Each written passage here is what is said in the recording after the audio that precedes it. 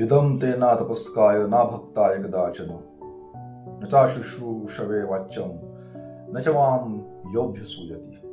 Secret of Bhagavadgita. भगवद्गीतेचं गोपनीय रहस्य कोणाला सांगू नये याबद्दल भगवंत अर्जुनाला सांगतायत की 4 जणांना हे रहस्य सांगू नये. पहिला व्यक्ती आहे अतपस्वी, दुसरा आहे अभक्त, तिसरा आहे ज्याला ऐकण्याची इच्छाच नाहीये, आणि चौथा आहे ज्याला भगवंतामध्ये त्याच्या गुणांमध्ये जो दोष दृष्टी ठेवतो. या व्यक्तींना भगवद्गीतेचं गोपनीय रहस्य अजिबात सांगू नये. आपल्या कर्तव्याचं पालन करण्यानं सहज जे कष्ट होतील, विपरीत परिस्थिती येईल, त्याला प्रसन्नतापूर्वक सहन करण्याचं नाव तप आहे. आणि या तपाच्या आचरणामुळे पवित्रता येते. चांगल्या गोष्टींची धारणा तपामुळेच येते. आणि ज्याच्या ठिकाणी हे तप नाहीये, ती सहिष्णुता सहनशीलता नाहीये, त्याला हे रहस्य सांगू नये. आता ही जी सहिष्णुता आहे ना, ती देखील 4 प्रकारची आहे. एक म्हणजे द्वंद्व सहिष्णुता, म्हणजे राग, द्वेष, सुख दुःख, मान अपमान, निंदास्तुती अशा द्वंद्वांपासून रहित होणं. दुसरं आहे वेग सहिष्णुता, म्हणजे काम क्रोध हे जे काही विकार आहेत त्या वेगांना उत्पन्न होऊ न देणं. तिसरं आहे परमत सहिष्णुता, दुसऱ्यांच्या मताचा थोरपणा ऐकून स्वतःच्याच मताविषयी संदेह उत्पन्न होऊ न देणं किंवा दुसऱ्याचं मत ऐकून उद्विग्न न होणं. चौथी आहे परोत्कर्ष सहिष्णुता. आपल्यामध्ये अनेक बाबतीत उणीव असली तरी दुसऱ्यांची योग्यता किंवा अधिकार त्यांची प्रशंसा ऐकून आपल्यामध्ये विकार उत्पन्न होऊ न देणं.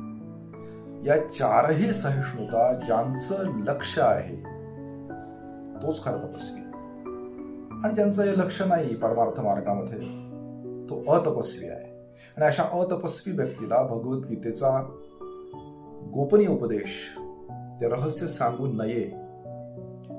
संपूर्ण धारणा धर्म माझ्यात अर्पण करून तू अनन्य भावानं मला शरण ये. ही गोष्ट ऐकून ज्याच्या मनामध्ये विपरीत भावना, दोष उत्पन्न होतो, तो गोपनीय गोष्ट, ते सिक्रेट ते सहन करू शकणार नाही, त्याचा अनादर करेल. त्यामुळं त्याचंच पतन होईल, म्हणून त्याला हे सांगू नये. दुसरा भाव इथे असा व्यक्त होतो की आपलं आचरण, आपला भाव शुद्ध करण्याचा त्या व्यक्तीचा उद्देशच नाहीये. त्यांना जर तुम्हाला शरण ये बाबा मला, म्हणजे तुझ्या संपूर्ण पापांना मुक्त करीन, चिंता करू नकोस, तर हे भगवंताचं वचन ऐकून मग मी कशाला चिंता करायची, सगळे चिंता करणारे भगवंतच आहे असा उलटा अर्थ समजून घेऊन तो दुराचारी होईल, आपला अहित करून घेईल. त्यामुळं माझ्या गूढ वचनाचा दुरुपयोग होईल. म्हणून अशा कुपात्र व्यक्तीला हे रहस्य सांगू नये. भगवंत म्हणतात की जो अभक्त आहे, ज्याची भगवंतावर श्रद्धा नाही, भरोसा नाही, त्याला पण ही गोष्ट सांगू नये. तर श्रद्धा भक्ती नसल्यानं त्याची विपरीत धारणा होऊ, म्हणजे भगवान तर स्वार्थी आहेत, दुसऱ्यांना ते वश करू इच्छितात, आपल्या आज्ञेमध्ये ठेवू इच्छितात. असा भगवान दुसऱ्यांचं भलं काय करणार, आणि त्याला शरण का म्हणून जायचं. अशा पद्धतीच्या भावना उत्पन्न होऊ शकतात. हा दुर्भाव करून तो आपलं पतन करून घेईल.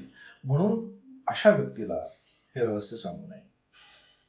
म्हणून हा जो श्लोक आहे याचं शुश्रूषवे वाच्यम, त्याच्यामध्ये असं अर्थ असा होतो की या रहस्याला ऐकू इच्छित नाही त्याला कधीही सांगू नकोस अर्जुना, कारण जबरदस्तीने ऐकवल्यास तो या वचनांचा तिरस्कार करेल, त्यामुळे त्याच्याकडनं अपराध घडेल, भागवत अपराध, त्याचं कल्याण होणार नाही. त्याचे माम ह्यो विसूयते.